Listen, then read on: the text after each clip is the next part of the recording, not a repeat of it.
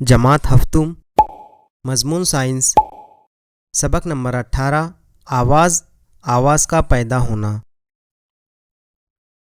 आज के इस सबक में हम पढ़ेंगे रक्कास, एहतिजाज और एहतिजाजी हरकत, रक्कास का वक्फ़े एहतिजाज और ताअद्दुद, आवाज़ की बुलंदी और पस्ती, आवाज़ की शिद्दत और आवाज़ की सतह।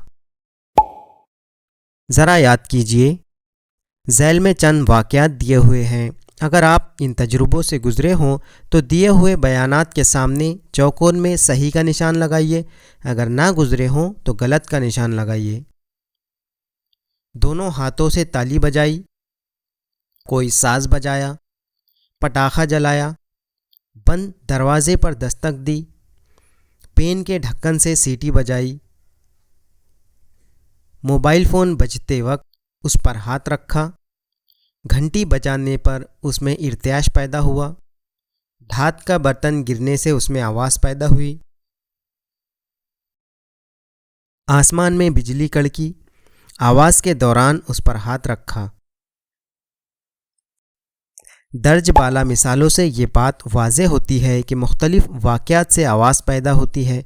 कुछ मिसालों से ये भी वाज़े होता है कि चीज़ों के मुर्तइश होने की वजह से आवाज़ पैदा होती है, मसलन घंटा, साज़ के तार या पर्दा, जबकि पटाखा जलाना, ताली बजाना, बिजली का कड़कना जैसी चंद मिसालों में इर्तियाश वाज़े तौर पर महसूस नहीं होता, लेकिन उनमें भी इर्तियाश पैदा होता है।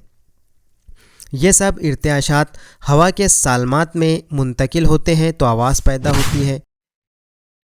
तालाब के साकिन पानी में पत्थर फेंकने पर लहरें पैदा होकर किनारे तक जाती हुई आपने देखी होंगी।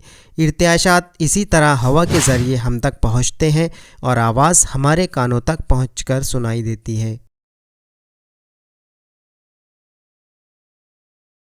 क्या आप जानते हैं, कोई गुलकार गाना शुरू करने से कबल साज़ को तरतीब देता है, यानी वो क्या करता है?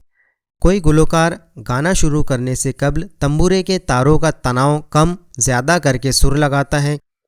तबलची उसके तबले की खूंटियाँ ठोंककर पर्दे को तानता है या कम करता है और सुर लगाता है। गुलकार किसी पत्ती पर गाना गाएगा यह साजिंदा मालूम कर लेता है। सुर से रब्त पैदा करना यानी सुरों की बुलंदी से ताल पैदा करना है। भारतीय मौसीकी में सा, रे, ग, म, प, ध, नी ये सुर बतदरीज बुलंद होते हैं। साइंस की ज़बान में इस बुलंदी को ताअद्दुद या तवातुर कहते हैं।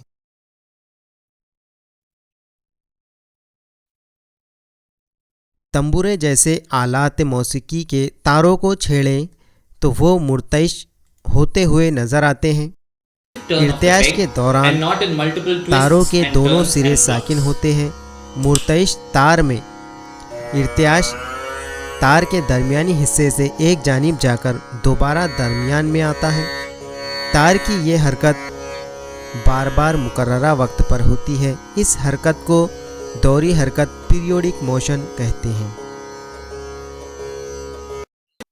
इसे हमेशा जहन में रखें, किसी भी शय के मुतवातिर इर्तियाश से आवाज़ पैदा होती है।